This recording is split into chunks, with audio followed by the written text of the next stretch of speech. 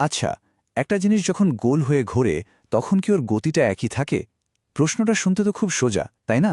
কিন্তু এর ভেতরেই কিন্তু ফিজিক্সের একটা দারুণ মজার ধাঁধা লুকিয়ে আছে। চলুন আজ সেটাই সমাধান করা যাক। তো আমরা এখন যে ধাঁধাটার কথা বলছি সেটা হলো সার্কুলার মোশন বা বৃত্তাকার গতির ধাঁধা। এটা এমন একটা ব্যাপার যেটা নিয়ে অনেকেই কিন্তু বেশ গুলিয়ে ফেলে, কিন্তু মজার ব্যাপার হলো এর সমাধানটা লুকিয়ে আছে মাত্র দুটো শব্দের মধ্যেকার একটা ছোট্ট পার্থক্যে। তাহলে আসল প্রশ্নটা কি? ধরুন একটা জিনিস একটা গোল পথে ঘুরছে। এখন এর কি ইউনিফর্ম ভেলোসিটি বা সুষম বেগ থাকা সম্ভব, নাকি ইউনিফর্ম স্পিড বা সুষম দ্রুতি? এই দুটোর মধ্যে কোনটা হতে পারে? আসুন এটাই খুঁজে বের করি। এখন এই ধাঁধার উত্তরটা খুঁজে বের করার আগে আমাদের দুটো জিনিস খুব পরিষ্কার করে বুঝতে হবে। একটা হলো বেগ বা ভেলোসিটি, আর অন্যটা হলো দ্রুতি বা স্পিড। দুটো শব্দ শুনতে প্রায় একই রকম লাগলেও ফিজিক্সের ভাষায় এদের মধ্যে কিন্তু একটা বেশ বড়সড় পার্থক্য আছে। আচ্ছা, প্রথমে আসা যাক ইউনিফর্ম ভেলোসিটি বা সুষম বেগের কথায়। এটা আসলে কি? কোনো কিছুর ভেলোসিটি তখনই ইউনিফর্ম হবে যখন তার গতির মান মানে স্পিড আর তার চলার দিক বা ডিরেকশন এই দুটোই একদম ফিক্স থাকবে, মানে কোনোটাই বদলাতে পারবে না। খেয়াল রাখতে হবে দুটোই কিন্তু একসঙ্গে ফিক্স থাকতে হবে। আর ইউনিফর্ম স্পিড বা সুষম দ্রুতির ব্যাপারটা কি? এখানে ব্যাপারটা আরও সোজা। শুধু গতির মান বা স্পিডটা কনস্ট্যান্ট বা স্থির থাকলেই হলো। দিক বদলালো কিনা তাতে কিচ্ছু যায় আসে না। আর এটাই হলো দুটোর মধ্যে আসল তফাৎ। দেখুন, এই যে দুটো জিনিস, এদের মধ্যে মূল পার্থক্যটা তৈরি করে দিচ্ছে ওই দিক বা ডিরেকশন। ভেলোসিটির জন্য মান আর দিক দুটোই ফিক্স থাকা চাই, কিন্তু স্পিডের জন্য শুধু মান ফিক্স থাকলেই যথেষ্ট। দিক বদলাতেই পারে, কোনো সমস্যা নেই। চমৎকার!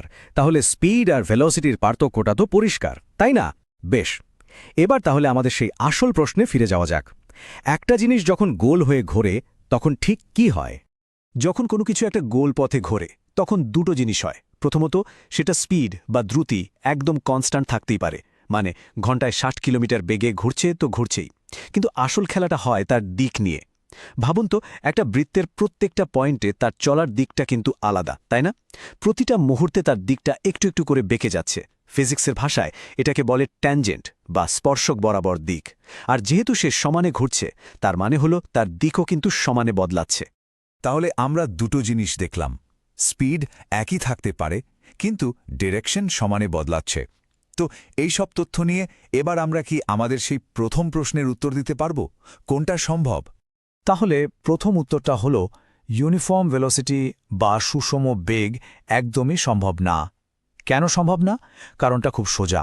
আমরা একটু আগেই দেখলাম যে ভেলোসিটির জন্য দিকটাও স্থির থাকতে হয়, কিন্তু গোল হয়ে ঘুরলে দিক তো প্রতিটা মুহূর্তে বদলাচ্ছে।